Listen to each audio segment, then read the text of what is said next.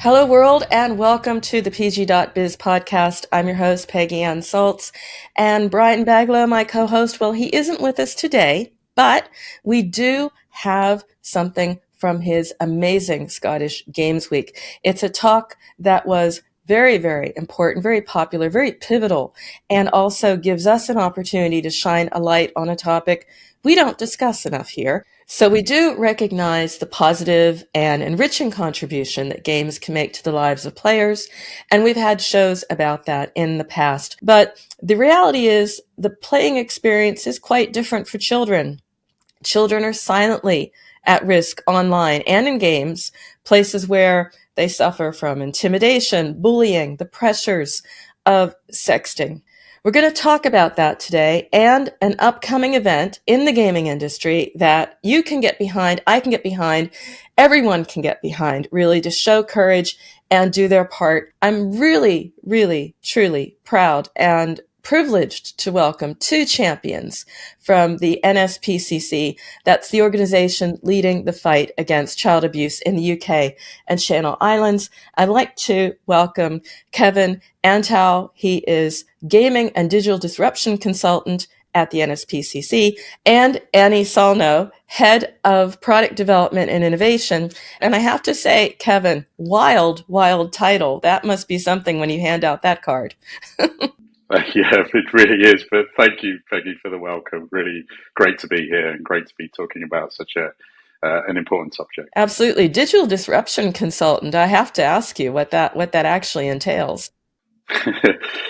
Yeah, so I've actually got a 27-year career background in tech and lots of digital disruptions. I work across several charities, including the NSPCC, and really there are so many digital opportunities for charities, really in terms of engaging their audiences and fundraising, in the Web3 world, artificial intelligence, and so many things. So, my job is to sometimes translate some of that, but bring some of that to life to get more social impact. So it is a wacky title, but these are wacky times. And this is quite a time for you as well, Andy, because your organization, you were on a speaking tour. You were just at Scottish Games Week, as I said. How did that go, by the way? It was fantastic. And I think being able to see so many people within the sector and talk to them about how just as you said, the benefits of gaming for children and young people are huge,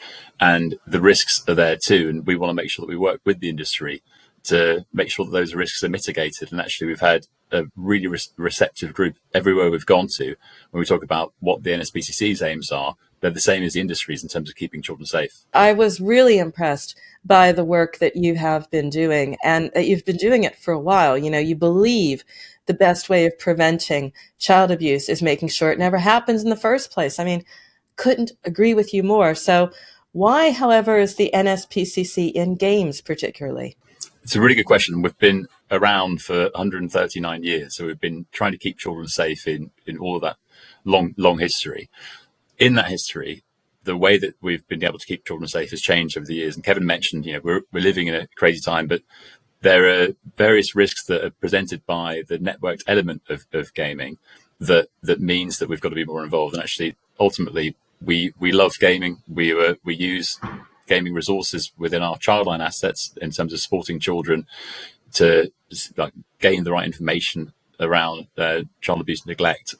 But we also want to try and make sure that we're supporting the industry. And so, but ultimately the answer is why we're in gaming is because children are. So 91% of 3 to 15-year-olds play computer games. Actually, a high percentage of them have their first online experience within a game. So this is very different than, say, the late 90s when I started playing computer games. There was no networked element. And so that networked element adds an element of risk to the experience that whether you're a game developer, publisher, a parent, no one wants that risk to be there, but we want to make sure that we're working with the industry, working with parents, working with young people to help. And actually, we've got 3 impact goals, which are, just as you mentioned, we want to make sure that we prevent child abuse. And actually, we believe that child abuse is preventable. And our impact goals are, number 1 is everyone plays their part preventing child abuse.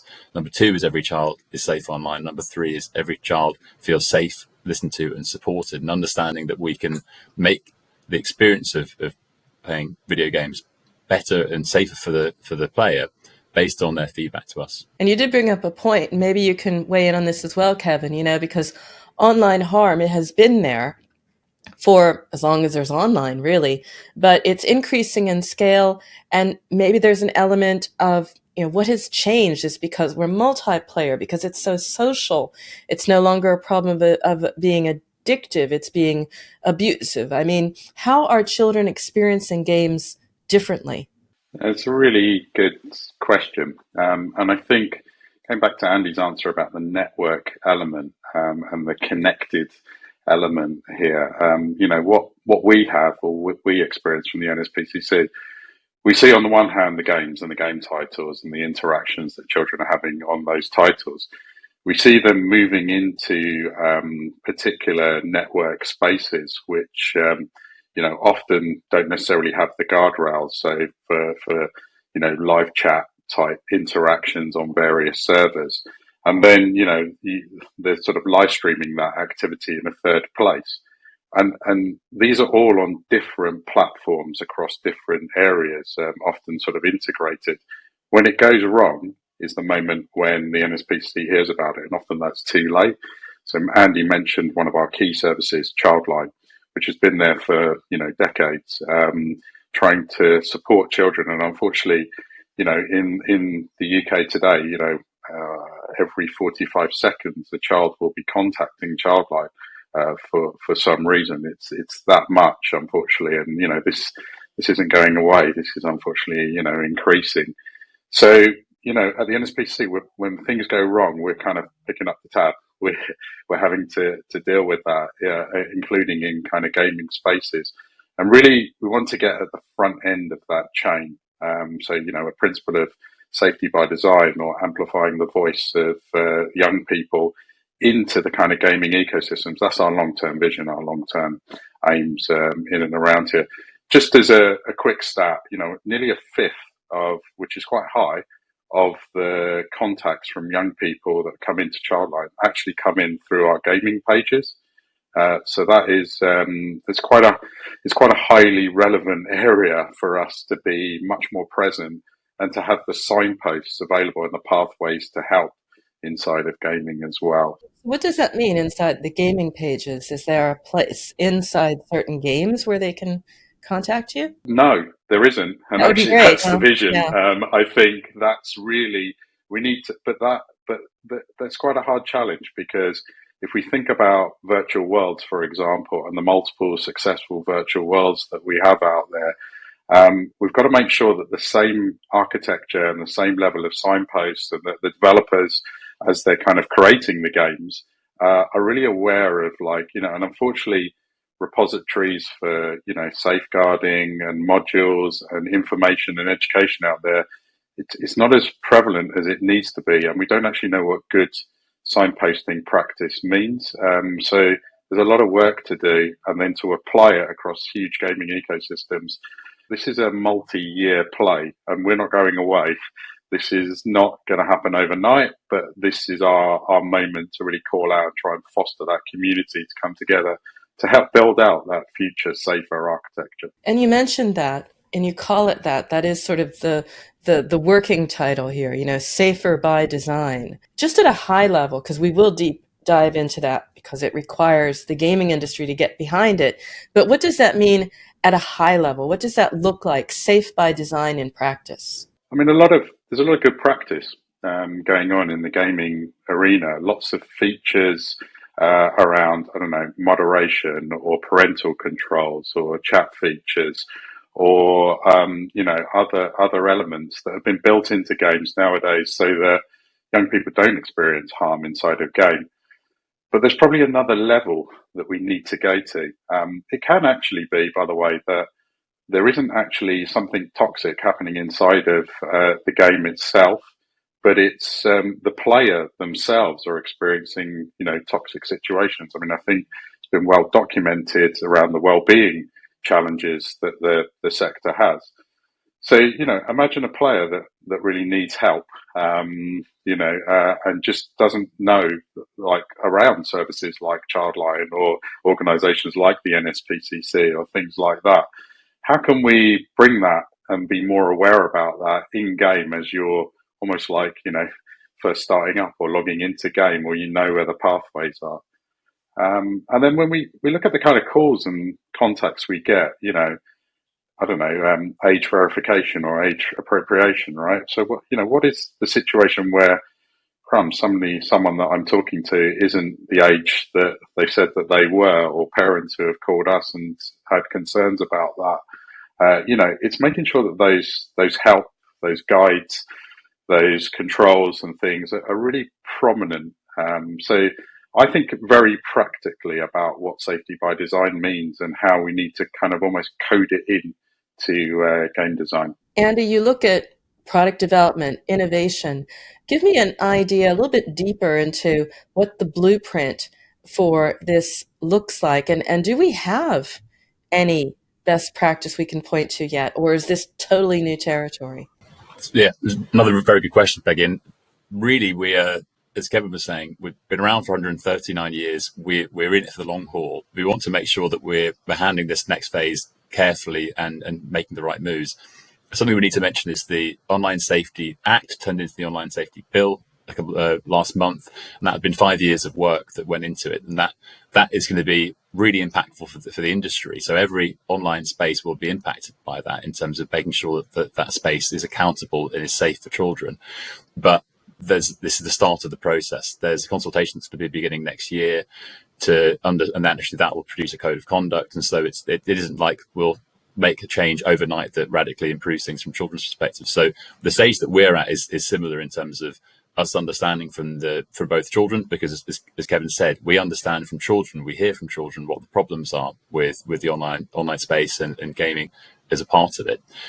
And we also want to make sure that we're connecting with the industry in a way that we're a supportive partner in helping these changes. We aren't Ofcom. We want to be a support both in the child's life to make sure that where there are elements of the online world that are unsafe, they're able to let us know. We're able to help them through that.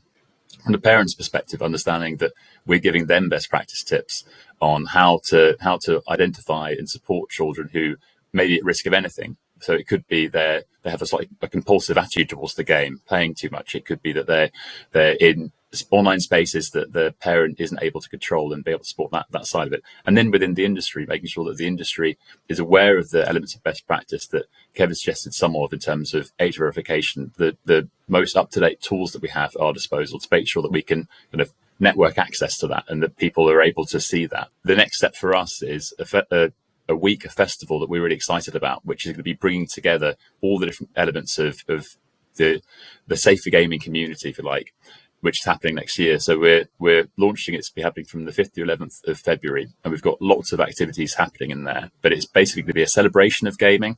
On the one hand, bringing the best of gaming, how it connects us, how it unifies us, and gives us a sense of accomplishment, all the things that we know that we get from gaming ourselves. And also then looking at some of the negatives and understanding how we can overcome them together. I'm glad you bring that up like that because, it is a balance. We are talking about harm, but you also hear that games are, the anchor for children who are depressed, need a form of escape, need some balance in their lives. So it's important to address the concerns, but keep the benefits. 100%, Peggy.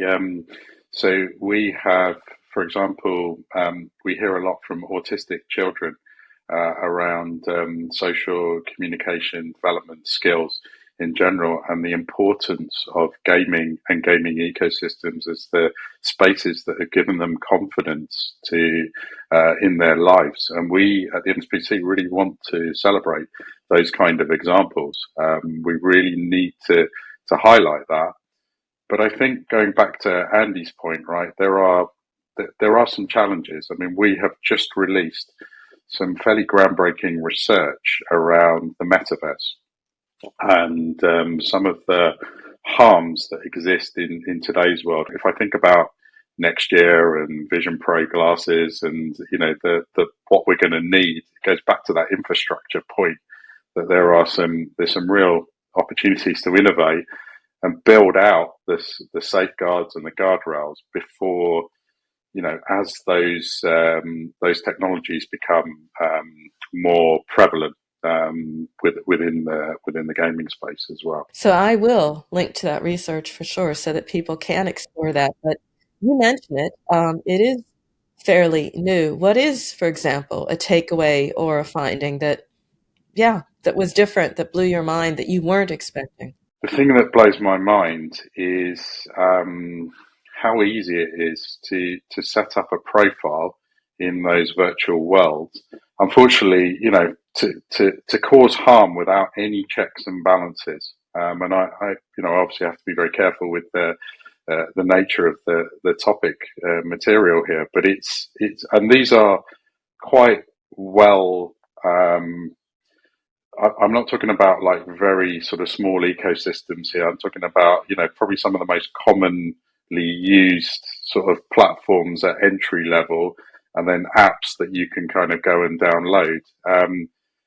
There really are no checks and balances in that world, unfortunately. You can So, be anybody, anything. You can yeah, pretend to be a 10-year-old, 12-year-old, and of course you are not. You're a predator, yeah. and that's where the problem starts. But let's also go about your point about balance, okay? I mean, skins and avatars are an amazing creative way for children to express themselves, to going back to that sort of social and development skills. We have to find a way of celebrating that, Yeah. but also find the balance around using those vehicles as for predatory or other malicious intent. And we'd like to come together with a community to try and work that out together, because I think we could honestly say as well, we don't have all the answers here, but we know what good practice looks like after 139 years of experience.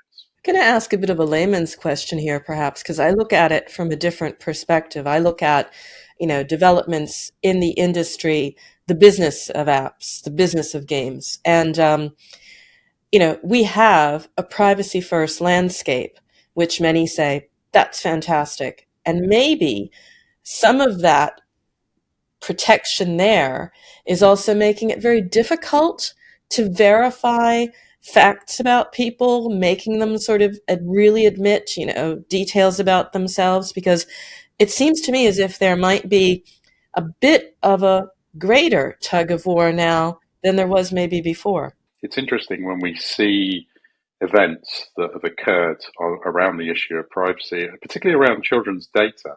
I know, like, for example, the astronomical fines that we saw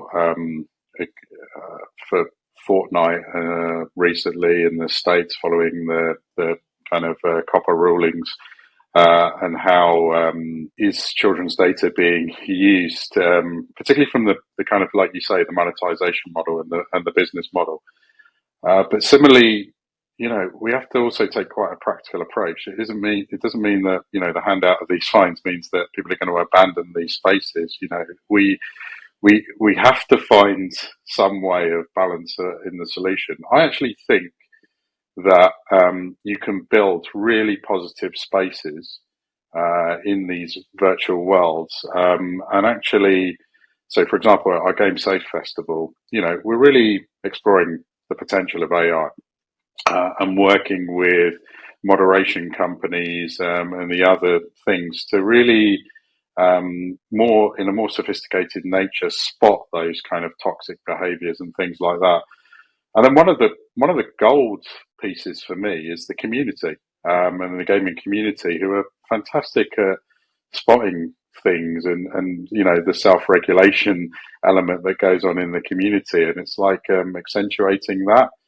So, if we can, the design, I don't know, because I've got a tech background, people process platforms, if we can foster this community, the people part, really activate it, okay? If we can get the processes and the pathways right inside of game design, and then, make sure that the platform holders understand this space and really clear about obligations and what they've got to do, and bring that all together, this could be a fantastic agenda for us for the next, it's a good few years of work, but come and join us on this. Well, a huge milestone, and I have to say, huge congratulations, is your first ever Safe Games Festival coming up. You talked about it before, Andy, when we were discussing what's coming and what's important here. Give me an idea just at a high level, without giving it all away, because it will be unveiled properly soon, but there's activations, there's speakers, there's elements of fun. It sounds really cool, actually. Thank you. Yeah. And it's something that we're really excited about because it's the first time we've ever done this. And other charities have had their games festivals mainly centering around live streaming activity. We've got a different element because of who we are. We've got an act and a play side. The play side celebrates all the elements of gaming that we've spoken about, the positives, the chance for families to be connected across games, for individuals to be connected across demographics and global boundaries, to be able to bring together in a really positive way. So we have lots of live streaming and then activity along those sides. The act side is where we're really differentiated as an organisation. I think the Game Safe Festival is going to be really positive because of this. We are going to be organising workshops for parents, professionals working with children, and also a number of events for the industry at large to be able to come together on the theme of safer gaming to talk about how we can make sure that we can put everything out there in terms of the information that we have, the needs and the information that the industry can throw back, and actually we can start crafting something together. So lots of things. There's also going to be an eSports tournament that I'm not sure how much I can reveal at this stage, but it's going to be launched imminently as well. So lots of things to take part in, and yeah, so keep an eye out, and we'd love to put a link to where you'll be able to find more information out on the show notes, Peggy. Absolutely. And I was really pleased to see the part about esports because, of course, that's where involvement, activity, interest is off the charts. That's where children are going to be interested. That's what the community is interested about as well. And it brings them together, to your point. So that was a brilliant idea. We're going to be doing it at a state-of-the-art eSports venue in the UK. It's obviously virtual. There'll be qualifying parts for the tournament, and then a grand final at a state-of-the-art venue. But preceding the grand final over the weekend, we have an industry-specific esports conference focusing in on the topic of safeguarding. So it's something to really look around, to look out for in terms of industry professionals. It follows up from we work very closely, and we can say this, with the British Esports Federation. And they, earlier this year, we spoke at their education summit around this topic, and there was definitely an audience appetite to explore it in more detail. Esport, we have a traditional sport, we have a child protection in sport unit. We can bring a lot of those lessons into esports because esports doesn't have the regulators and the safeguarders that, let's say, like football, the Football Association, or other organisations like that. So there's a real great moment to craft what does it look like? And esports is just wild in terms of popularity and so infectious. I know I was sat in the crowd at Apex Legends earlier on this year, and I just get carried away whenever I'm there. So it's really exciting. And this is really exciting. It's got some amazing people coming into this activation. Speaking of activations, I'm just curious, something happens, an idea is strong, whose time has come. This is certainly that case. We're talking about it, but we're seeing more happening. And you want to be able to do this in a conscious way. You want to say, I want to have these games because these are going to be fun and safe. And you started this a while back. You started something called the Games Bundle. Tell me a little bit about that, maybe how publishers get involved, the evolution of that, because that's something that stays and has an impact longer than the event. Back in 1987, so this was the last. You saw this coming, I can say. Yeah, which was quite good. So 36 years ago, we released so games bundles. Lots of charities release games bundles. We put a stack of games together, and we sell it on, and the proceeds from that bundle go to the charity's work. And similarly for us, funding Childline in the first instance, so that we have a service that is there for when things go wrong in gaming and people can turn to it. That's really, really vital for us for a 365 days a year, 7 days a week service, right? It needs to be there. So But yeah, the bundle was really exciting. It was a suite of 12 games that was available at the time over, the Amstrad, Commodore 64, and ZX Spectrum. If your listeners remember those things, we're looking to launch another one of those in 2024 to commemorate that moment. Our original partnership was with Activision at the time. It wasn't Activision Blizzard back in '87. So yeah, we have been talking to a number of publishers around what we'll do for the second launch. There's something that every stakeholder can do here.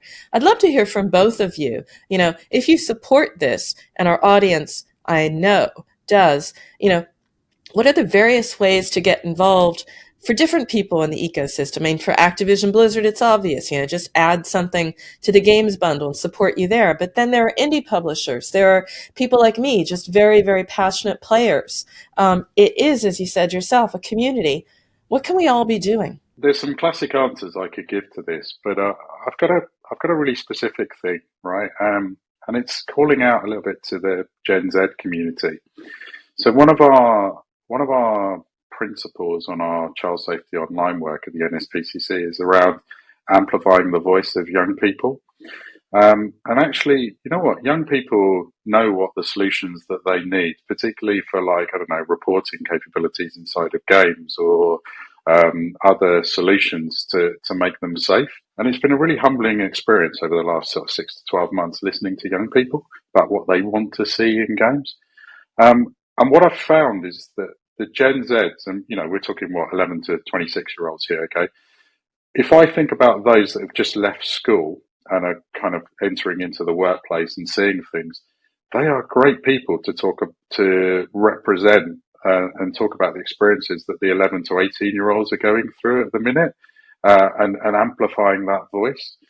So it's a very specific thing, but I think that's what this festival is trying to do. It's trying to get those voices and hear them. And I think it's good for the industry as well in terms of the products that they produce in gaming to make sure that these features are in. So that's what we're trying to do. If I would say one thing that everyone can do, so all the different audiences that have a stake in making gaming safer, the one thing they can do is engage with the festival. We've got so many things happening that are going to be interesting from the perspective that Kevin mentioned. We're bringing forward the voices of young people to suggest to all of us this is where we need to act, this is what we need to do. And so that is important for parents of children, it's important for anyone working within the gaming industry to listen to this. And I think that's the purpose that we've got here, and the opportunity I think we've got in terms of the moment in time that you mentioned as well, Peggy, is to bring forward that voice in a really powerful way, in a way that prompts us to see the non-obvious element that actually adults might not be so kind of fixated on, and actually being able to make sure that we've got a solution to all of the issues that young people are presenting us with in terms of the experience they're having, the things that need to be improved from their perspective. Yeah, that's what I think we're excited about, bringing forward, amplifying the voices of young people to make sure that we as adults can make sure that we can do what we can to play our part in making gaming safer. Very, very exciting idea. Driving engagement to drive change. And you are encouraging people to engage around this. So I wasn't aware of this as much as I am now, and very much appreciate it. And it's great that you reached out. But then I have to sort of pull back and say to myself, this can be a blueprint for other countries, other efforts, other events even. How is this resonating and at a greater scale? I wouldn't say a global scale, because we can't get together about anything globally, but it's always helpful and always good to see progress. We do actually see this as a global activation, even though we are obviously a national charity. And actually we have to make sure it's globally activated. And the NSPCC has a number of has kind of quite close partnerships with child protection agencies across the globe. And actually, from a charity and a fundraising perspective, for example, we've got a lot of ideas around, how do we do this together with other countries? So, for example, could we have an eSports tournament where we are playing against another charity, let's say, over the pond or across the world, and sort of bring together in a sort of a combined sort of charity event? We're very open to those kind of ideas, because ultimately from a mission perspective, this is about the mission of safer gaming. But I agree, the world that children are entering into online is global, and so understand that even though our focus is the UK and the Channel Islands, we need to make sure that the internet at large and gaming at large is safe for children. That crosses the demographic boundaries. So as Kevin said, we've got to work with other agencies and partners, but also sharing best practice, because the things that work within the UK and Channel Islands are going to be the things that work globally as well. So we do find that lots of organisations that are looking for assets on and information on safer gaming find and search and use our information, our guides. So being able to make sure that that's freely available and that we're able to give access as broadly as possible, at the same time as making sure that we're offering the right services for children and young people within their own place of demographic, rather than just it being UK based. So I think we've got to balance those two things. The information that we've got to give is global, but actually access to services, we've got to make sure that children get them in the place that is appropriate to them. So curious about the partners and about like your wish list of partners, because things happen when the right companies, the right forces are behind them. There are these pockets of activity. There are these major brands as well. What would it have to look like to take your effort to the next level? Who would have to join? Would it have to be, the usual suspects, the major companies, Roblox? I have no idea. I'm asking you. Yeah, no, really good question. So first thing I would say is we're blessed with a number of existing partners that we've had for many, many years, who traditionally maybe not part of gaming, but we've collaborated with and produced things that are quite powerful. So if I give an example, like Vodafone, a few years ago, we created a really interesting gaming guides for parents, where you can go on the Vodafone website, you can select a particular title, and it really gives you some really powerful guidance on parental controls, things that you can do to set up to make sure that title is safe for the player. Let's say if it's your child or whatever. So that's really good. To your point, right? We actually think of four categories around the stakeholders. We think of, in the first instance, artists, so streamers, influencers, individuals, those kind of things that we really, there's a call out to creators, right? We've got to really find an effective way of working with those influential folks, okay? The second part is we talk about industrialists, so developers, publishers, retailers, manufacturers, that kind of group of people, even our existing kind of corporate partners and the large corporates. And you're right, large house, I think we've spoken to everyone now, because one party isn't going to solve this. And the third area are what we call the talkers. So I think organizations like yourselves, media, communities, that kind of thing, we really need to get the message out and use that line effectively. And then the final point we talk about is governors. So trade associations, gaming bodies, Ofgem and government and things like that. When you add all of that up, you've probably got a list of about 1,000 organizations, okay? We've had to have like one conversation at least with all of those and be a real conduit to bring those kind of end-to-end ecosystem sort of solutions together, right? So that the who is quite complicated, but you've got to do all of them. You can't just do one. It's a lot of voices, and I'm really pleased to be one of them, doing what I can here at PG.biz, the media, giving you this platform. Now, we are all united by something else as well, and that's our interest in gaming. And we always end our show asking a few questions about your personal favorites. So we have two questions, so I'll split them up. So I'll ask you, Kevin, your favorite game you're currently playing, and you, Andy, your favorite game of all time. So the game I'm currently playing at the moment, and I've said this, I think, to a few people, is myself and my son have really sort of acquainted ourselves with the Quest, and we're playing a lot of virtual reality cricket at the moment, which is causing a lot of damage to furniture and other elements in the house. But it's extraordinary fun, and it's an extraordinary way of me reconnecting with my 17-year-old son, who finds my batting to be a bit of a joke. But there we go. Proving again the point, it's also games for good. Andy, your game of all time. I loved so many games growing up, but Street Fighter 92 Turbo Edition that I got in 92 is probably the one that made the most impact on me. But I actually think that the game that I'll say is an eSports Zwift, even though it's kind of blends physical activity with the game. That's what has connected me to my friends throughout COVID in a way that I think I'll always be grateful for what it's given. And that's what I'd say that's probably my favorite game of all time now. And has a great story and very active. It sort of fits both of you having games that are connecting and active. And I think that's a great segue because that's what's happened here. We have connected. We've talked about a very worthwhile activity and an absolutely awesome festival coming up. So a lot of that in the show notes, and probably one more time up in the running up to when you announce some of the cool people as well. Maybe have you back for a very quick preview into that. Kevin, Andy, it was such a pleasure having you. Thank you both. Thank you so much. Thank you, Peggy. This show is all about how to do your job better, how to make an amazing game, how to market it, and you have a say. So if you have a story or know someone we need to shine a light on, then we would love to hear from you. We want to hear from you. We want to reflect the reality of the mobile games market in all its wonderful complexity and strangeness.